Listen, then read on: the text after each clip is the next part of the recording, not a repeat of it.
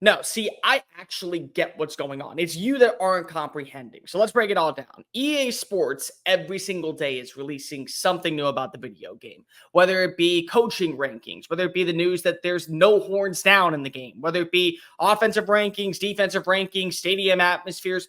And they're doing that to build one common thread: us hating on them. Who cares about Big 10, SEC, ACC, Big 12, Conference USA, when we can all just rally together and give the double bird right to EA Sports? Because honestly, there is no way that they thought that the rankings that they came out with on the offense were even logically correct. So let's go ahead and break it down. What's going on, SEC Unfiltered? It's Cole Thompson here. Make sure that you like the video, hit the ring notification, and subscribe, because we're talking college sports every single day leading up to week 1 and well throughout the chaotic 2024 season. Make sure that you download the podcast version of the show wherever you get your podcast listening systems. 1-star review if you hate this type of content, 5-star review if you love this type of content, and you love this type of content. We know that. Make sure you're following us on all the socials: TikTok, Facebook, Instagram, Twitter, at SEC Unfiltered. If you want to follow me on the socials, it's at Mr. Cole Thompson, my own YouTube channel at Mr. Cole Thompson.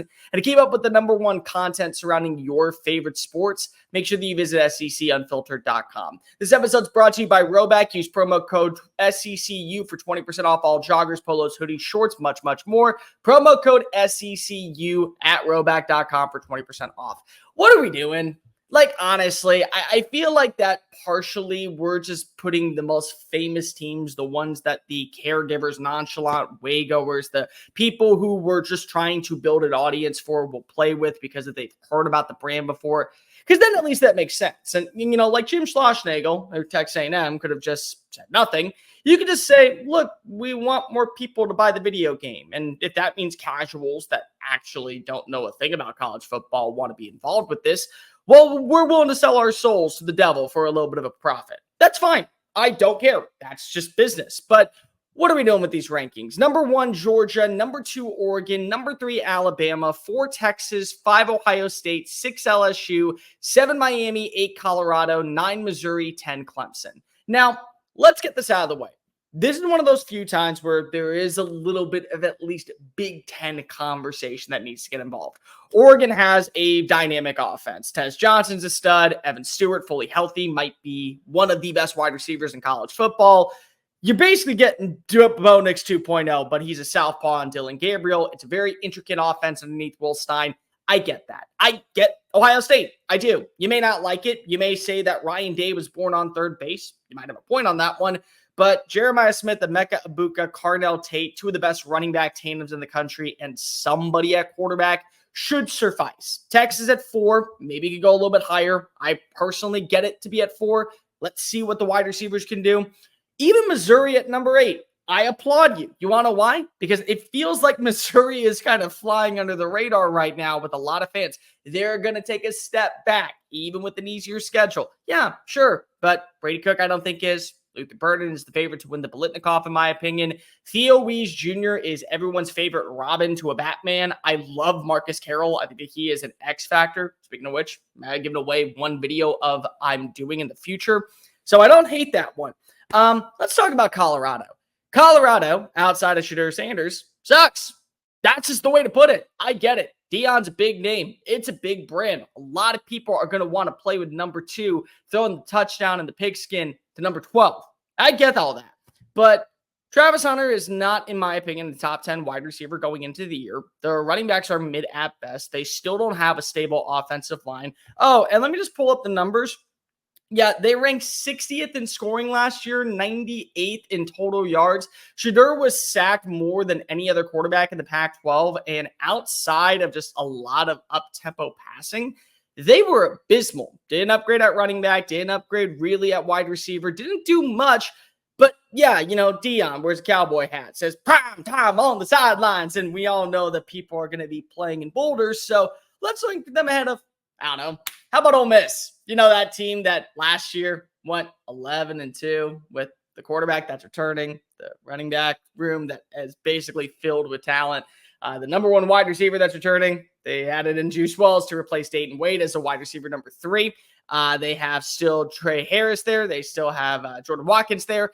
They have a better offensive line. We could throw that one into the mix. How about we also just throw in the fact that Caden Prieskorn is flying under the radar as one of the more underrated tight ends in college football? Oh, the playbook of Lane Kiffin averages on usual somewhere between 25 to 32 points per game.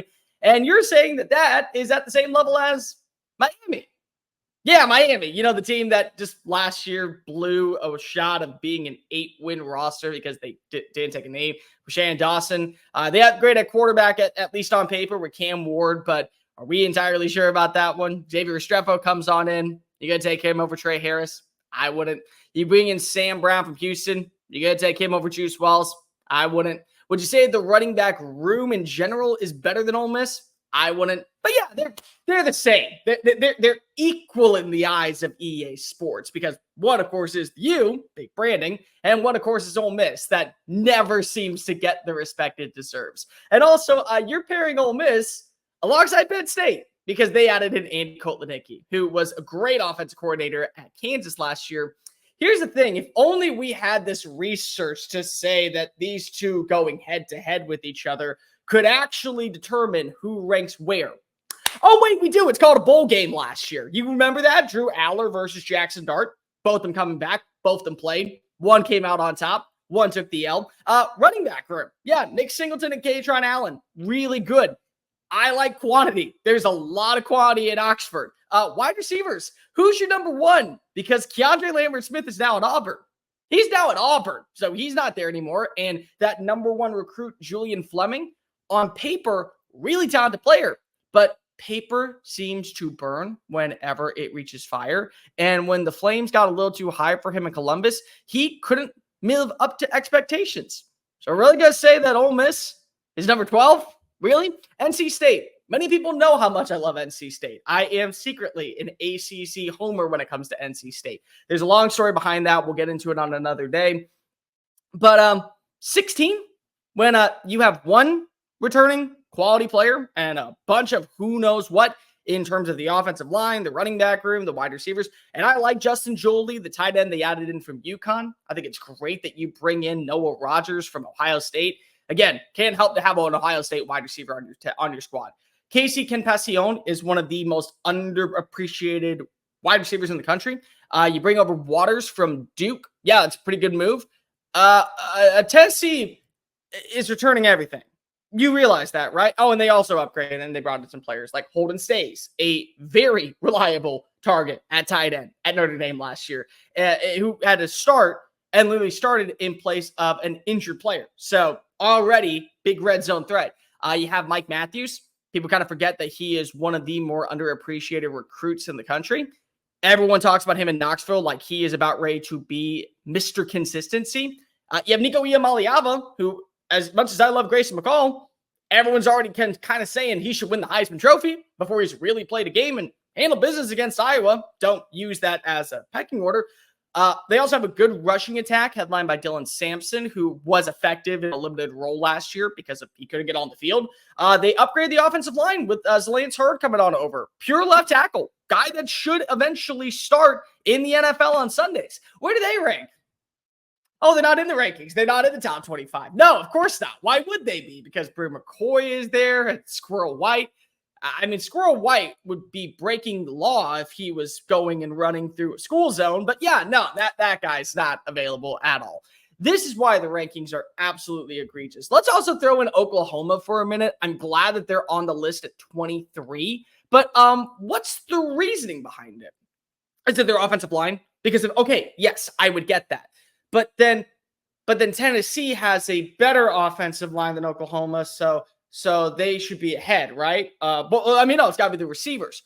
Well, if they have receivers, then shouldn't they be ahead of Colorado because of their receivers are really good, and Colorado has nothing at wide receiver right now outside of Travis Hunter, who is playing like 92% of reps per game. They have burners and Deion Burks, Andrew Anthony, Nick Anderson. They got a 1-2 tandem in the backfield at running back. Jackson Arnold is actually a pretty damn good quarterback. So much so that the guy who's headlining the number 2 offense in the country at Oregon left because if he realized, oh, I'm not beating out number 11. That's just not happening.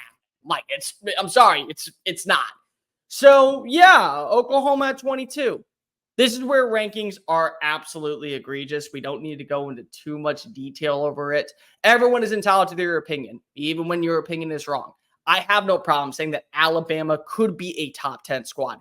Number 3 is a little too rich for my opinion. Maybe you put him at 9. Maybe put him at 10. Jalen Milroe is going to, I think, fly down the football field and make it look like Uncle Rico passing it to Jeremy Bernard and Ryan Williams.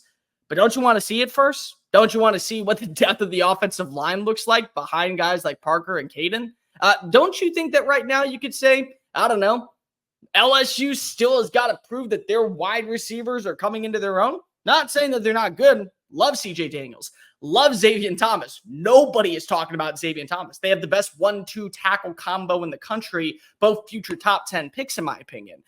But wouldn't you want to see it actually unfold before we break it all down and just determine that they're a top 10 unit? You still have questions at running back. You still have questions when it comes to the quarterback long-term, replacing a Heisman Trophy winner. And you have 2 former first-round wide receivers that are no longer on campus. How about we talk about Missouri? Missouri might actually belong a little higher on this list because Brady Cook exists. Marcus Carroll exists. They have a good offensive line. They went out the transfer portal, brought in 2 solid players. Where's that kind of conversation going on? And then Texas A&M, listen, 16, sure, whatever. I'm not going to complain that much because Connor Wegman actually is a really good player. We just got to see it for a full 13-game season to actually believe that this offense is taking new heights. I don't really think that we can complain that much about a program such as USC in the top 25. They are getting a new quarterback. I'd probably rank them a little higher, but not by much.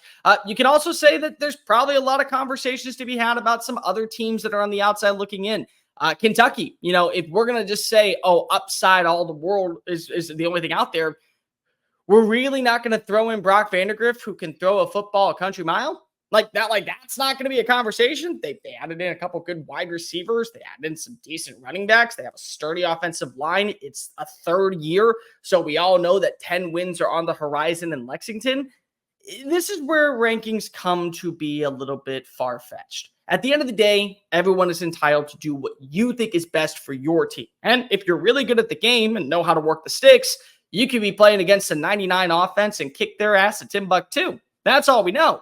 But sometimes having that allegiance, that royalty, the big branding carries a little bit of weight.